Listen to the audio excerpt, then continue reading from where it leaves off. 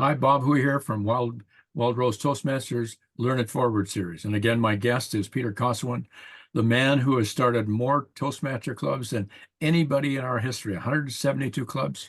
Peter has been a member of Wild Rose since its beginning. In fact, he was one of the founding members. And he's been a Toastmaster now for 54 and a half years. We were just talking about one of the important things that we do, which is conferences and conventions in Toastmasters. Peter, tell me what you were just saying. Well, the conventions, I find one of the most impressive conventions. We had 747 people at a convention. That was for people from Alberta and Saskatchewan. The numbers that we have at conventions today are far less than that. And I find that there's so much to learn at a convention as well. There's usually competition. It could be formal speakers, it could be evaluators, and so on. It all comes together. But I find that a lot of the benefits that one can derive is to speak with other Toastmasters on the sidelines. And I find that you can learn a lot from them and their observations and so on, and their commitment to Toastmasters.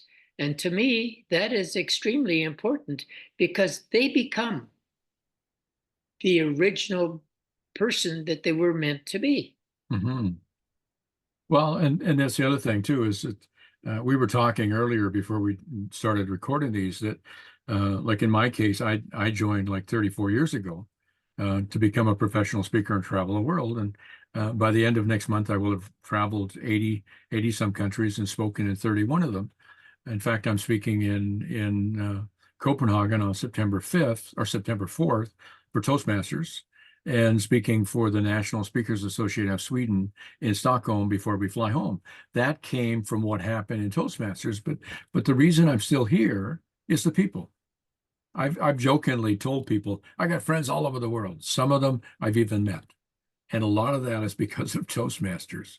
Uh, I've stayed in the organization because of the amazing people that we have. I've stayed in Wild Rose now for 24 years because of the amazing people that I get to share the club with. Yourself, Neil, Ken, Carol. I could go on and on, but we don't have that much time. We've got some amazing people who give of themselves and support you and encourage you, and that helps us grow. Like having somebody like you who takes the time to share the wisdom and who's been there and knows the history and can tell us the backstory behind some of these things can be invaluable. Well, Bob, I'm impressed. We had a fellow in the club that now bears my name by the name of Grant Mitchell. He was appointed a senator and he retired as a senator. We had another person by the name of Jackie Lovely. Jackie Lovely is an MLA in Camrose. Now, I don't know whether she ever had it in mind that she wanted to go into politics, but the training that she got in Toastmasters helped her qualify to run in a political party.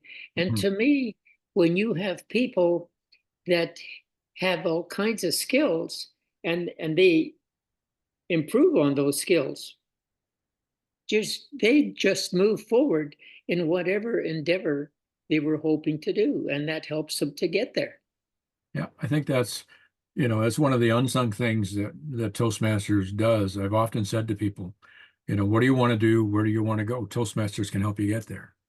Yes. In the 34 years I've been here, I've seen people come with what would be some people outlandish dreams, and they've made them work. They've had the support, they've had the encouragement. People have helped them when something hasn't worked. They've encouraged them to take another shot at it. They've Mm-hmm. done that for me, and I think that's part of what we're doing. We have a supportive network of like-minded people who are willing to help you reach the goal as long as you share your goal. I Yeah. mean, I think the biggest thing we do is we don't tell people what we want to accomplish, so then they can't help us. Yeah.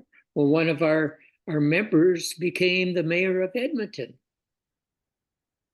and he had a speech impediment and he he got that cleared up Yeah, and got elected as the mayor of Edmonton. amazing. You Yeah. know, what else? What? So I say to people watching this, if you're a Toastmaster and you want to move your skills to the next level, consider coming and being a member of Wild Rose because we'll help you get there. We'll help you get better. We'll help you hone your skills, whatever skills you need, whether you need to be a better speaker, better evaluator, better thinker, better team player, whatever it happens to be. We have opportunities to help you, and we're willing. Yeah. At no cost. Yeah, yeah. You can't get a more cost-effective way of getting an education or self-development program than Toastmasters. And believe me, I've taken a few over the years, so it's nice to see something that actually works. People, you put the time in, you get the effort out, and you get the results. The other thing, Bob, is that many of my friends are Toastmasters. I've met them in Toastmasters. Mhm. And do we ever have too many friends? No. Not so far. Oh, so it's nice to know that you get to know someone. Um, I got to know a lady who had a real obstacle, all kinds of obstacles in her life, and she's a counselor, and she's doing a phenomenal job. And we have a tendency to talk. She's now moved away from the city, but we get to talk now and then. And I just keep on promoting the fact that she was able to go through the uh, challenges that she had in life and become a productive member of the community. Well, let me ask you something else. As a 54-year veteran, uh, you must have some high points in your Toastmaster journey or career, some memorable pieces that you remember that even though it may have happened quite a few years ago, you still think back and man, that was amazing. Yeah, well, there's a number of them that I can recall, but it's I find value in the statement that Dr. Ralph Smedley made when he said, "You go." He didn't say you join. He said you go to Toastmasters, you learn some precious skills, and then you go back and build a better community. And to me, that's what it's all about. I look at my history and I think to myself, my goodness, I've done exactly what my parents did because my parents were pioneers and Hmm. they built communities. And that's exactly what I did. And I met so many people in so many different situations that I have a pretty good perception of what life is all about in that regard. So to me, uh, there's all kinds of examples where people have moved forward simply because they got the confidence that they needed in Toastmasters. Well, and I think that's it. Sometimes all we need is that little nudge or a little encouragement. Somebody to come along and say, you can do this.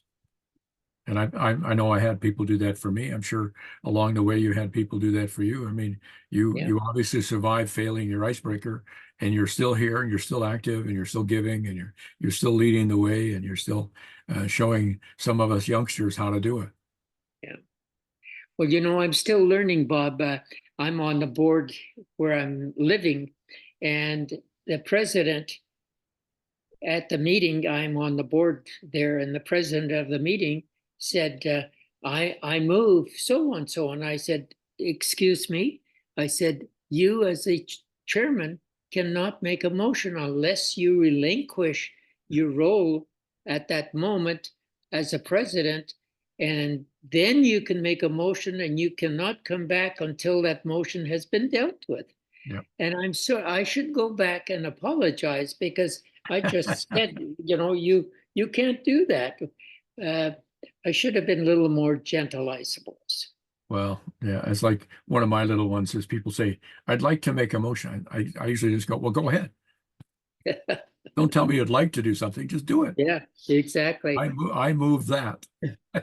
There's two things, Bob, that I And I've been involved with the Edmonton Oil Kings for 15 years. We train them to respond to television interviews. And the statement that you made was that I would like to. There are two other statements. Instead of saying, I think, why not say, I believe? There you go. If you think, you must believe. Yeah. And it puts a little more emphasis on the program. And the other one, well, let's see, what's the other one? I can't recall it right now, but there's another statement that make it affirmative, and it's going to carry you through the trend a lot better than if you just are insecure of what you're going to mention. Yeah. Well, and the thing is, Peter, I know you've had a long history in sales, and I've done a certain amount, plus I teach sales. And I talk to people about what they call doing the assumptive close. In other words, you assume they're going to say yes, so you couch your words in a way that makes it easy for them to say yes. Yes. And because people are afraid of it, and we're afraid to ask. It's interesting. Sometimes we're afraid to ask something. I spoke for Rotary a number of years ago. They had a leadership institute here in Edmonton, and I noticed on the masthead that they had there's two French islands off of the coast of Canada, and they had some people from far eastern Russia that were in attendance. And I said to my wife, I said, I want to find out who these people are. So I literally, in the middle of my speech, said, I understand there's some people here from Russia. Who are they? And two hands went out. And I said, can I talk to you later? I'd love to come to your country. And they talked to me later, and we said, well, here's what it would be, and here's what it would cost. And I didn't think anything more of it. A month later, I got an email from them saying, we raised $5,000, come. They went home, went to Russia, back to Russia in Vladivostok, which is not the richer part, and raised $5,000 to cover the expenses of me fly there and stay and work with their students, their Rotaract students, and do part of one of their conferences, simply because I had the audacity to ask. It's the same thing, like I mentioned earlier when we were talking, that one of the things that I want to do this year in Wild Rose is when we have guests, I think we need to honor them by saying, we'd love to have you consider being a member of our club. Well, Bob, I have the definition of the question ask. The acronym for ask is A is for acquire, S is for skill, and K is for knowledge. That's what ask is all about. That makes perfect sense. You'll have to share that a bit more in the club so that we ask more often. Yeah. Well, I see our time is running out again. This is going way too fast. We'll have to do this again sometime, Mr. Peter. So again, I'll ask you the same question I asked before. What would you say to somebody who is considering looking to move their skills to an advanced level and perhaps coming and being a member of Wild Rose Toastmasters? I think, I'm sorry. I don't think, I believe that people learn a certain amount of skills and they want to perfect it. And so they will look at a club that has got a high standard of performance. They will move to for an example, the members that we have, I've worked with some of them in starting clubs. And so they have gone through that experience, and now they're willing and wanting to perfect their presentation, their skills, their listening skills, whatever the case may be. And they feel a lot better about it because confidence shows very readily when you're doing a presentation, whether you're comfortable or you're not comfortable. Yeah. And I think confidence precedes competence, or vice versa. Sometimes competence encourages you to be more confident, or it goes both ways. So again, I thank you again for being our guest on Learn It Forward. For those watching this, Wild Rose meets the last Thursday of each month. There's information on the last slide in terms of how to get a hold of us. We hope you'll come and visit us, and we'll hope even better that you'll decide to be a member of our club. Thank you so much. Thank you.